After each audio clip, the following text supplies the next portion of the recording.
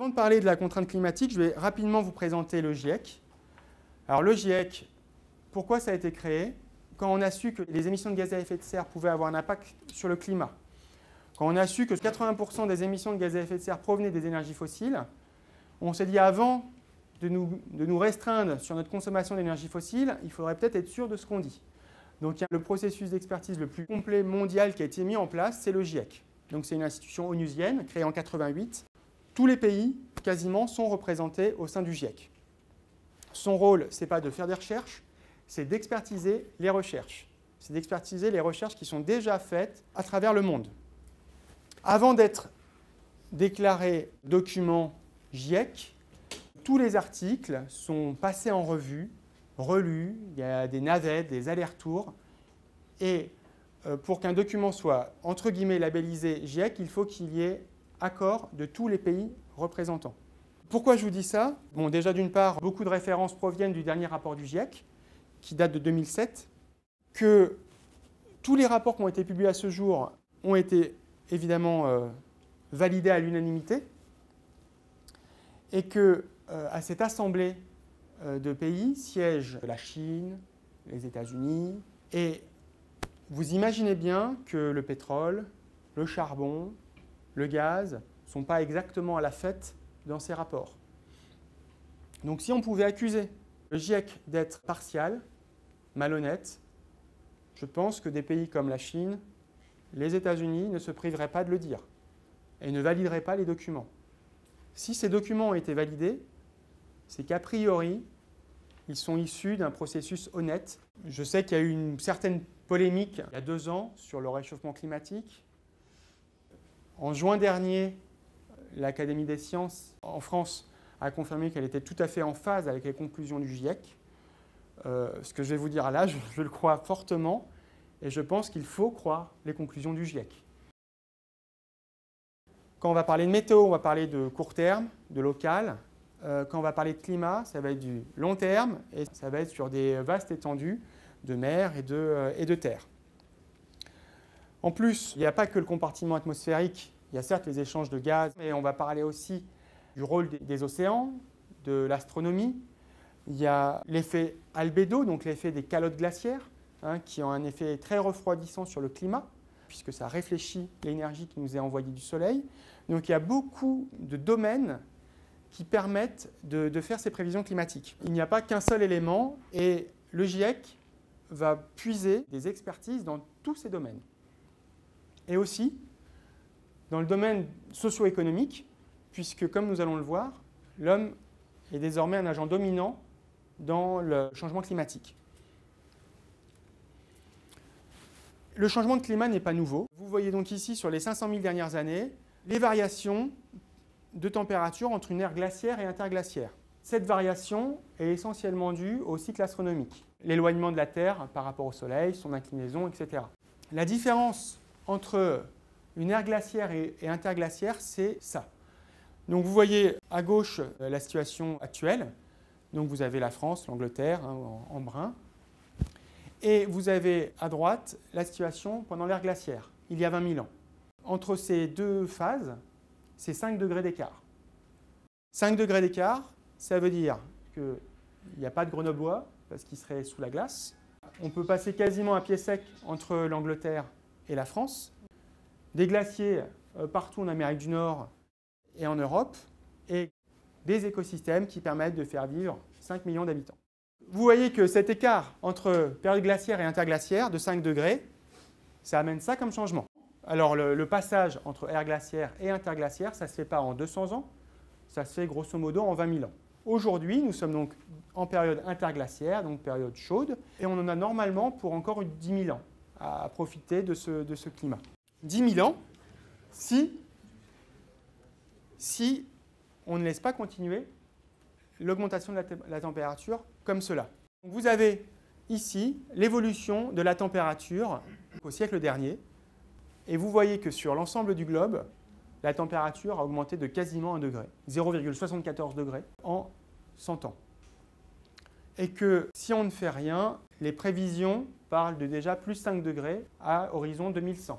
Donc on serait capable, à cause des émissions de gaz à effet de serre, de produire 5 degrés d'augmentation, alors que le cycle naturel met 20 000 ans pour le faire. Face à ce constat-là, il est important d'analyser les causes et de faire en sorte que nous n'atteignions pas ces 5 degrés d'augmentation de la température. L'effet de serre, c'est un phénomène naturel à la base. On a vu que la température moyenne à la surface du globe variait de 5 degrés entre ère glaciaire et interglaciaire, mais sans les gaz à effet de serre naturels, la température terrestre serait de moins 18 degrés. Or, grâce à ces gaz, elle est de 15 degrés. Sans rentrer trop dans le détail de ce graphique, sachez que l'énergie qu'on reçoit du Soleil, elle se mesure en watts par mètre carré.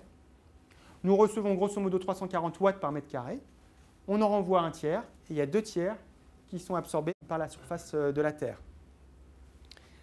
Ces watts par mètre carré sont, grâce au gaz à effet de serre, sont envoyés une seconde fois sur la surface et permettent l'élévation de la température. Vénus, qui fait 400 degrés, a 95% de CO2 dans son atmosphère. Le premier gaz, c'est la vapeur d'eau. L'eau, c'est le premier gaz à effet de serre. Il est responsable d'une élévation de 18 degrés. Les autres gaz, c'est donc le CO2 essentiellement, le méthane, le protoxyde d'azote et l'ozone, permettent d'augmenter la température de 15 degrés. En bas, vous avez l'effet de serre additionnel. Vous voyez qu'il n'y a pas l'eau.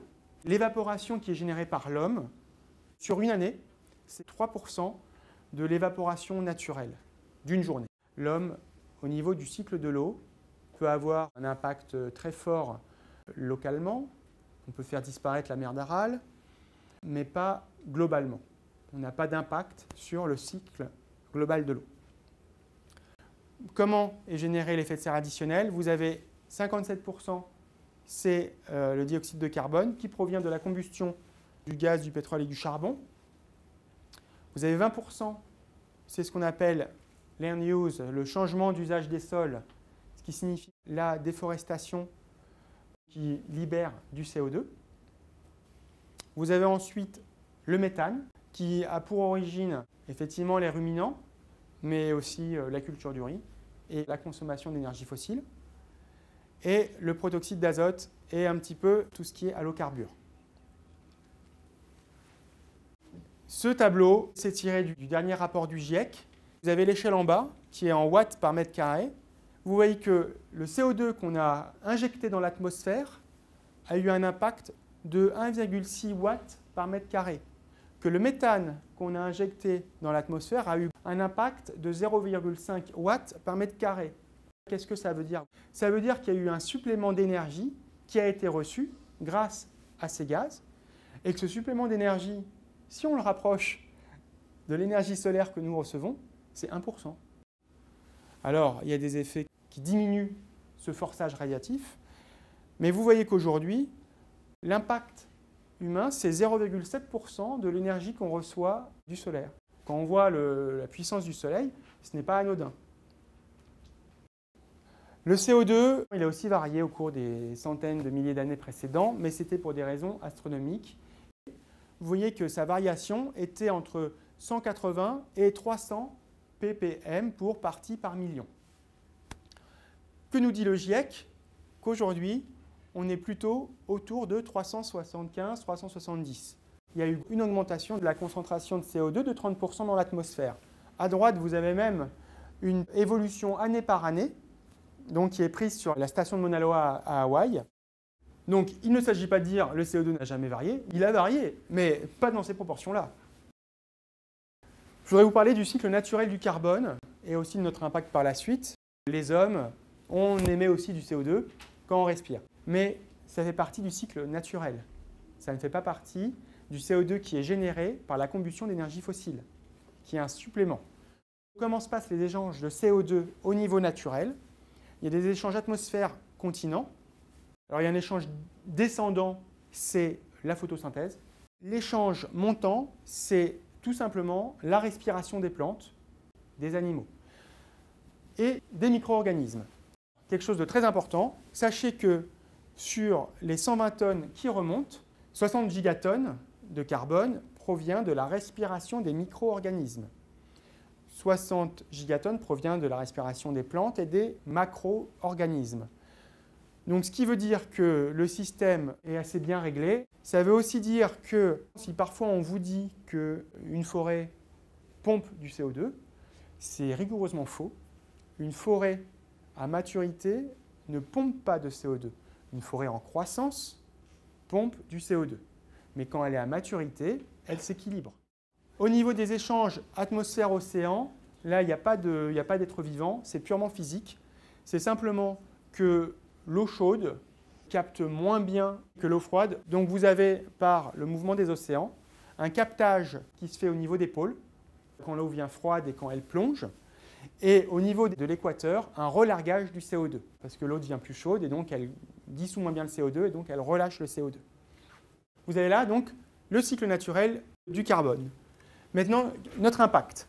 Nous émettons grosso modo 8 gigatonnes de carbone. Où est-ce qu'elles vont ces gigatonnes de carbone que nous produisons? Il y en a 2 qui sont captées par les continents grâce à la photosynthèse, 2 qui sont captées par les océans. Il y a un principe en physique d'équilibrage des pressions partielles. La proportion de CO2 dans l'air s'équilibre la proportion de CO2 dans l'eau. Donc, comme il y a plus de CO2 dans l'air, quand l'eau plonge, elle prend plus de CO2 et ça permet de capter 2 gigatonnes de carbone dans les océans. Au passage, ces 2 gigatonnes qui vont dans les océans sont aussi responsables de l'acidification des océans. Et 4 gigatonnes qui ne trouvent pas de puits et qui vont se stocker dans l'atmosphère. Donc vous voyez qu'aujourd'hui, l'atmosphère contient 760 gigatonnes de carbone et il y en a 160 qui sont dues à l'homme.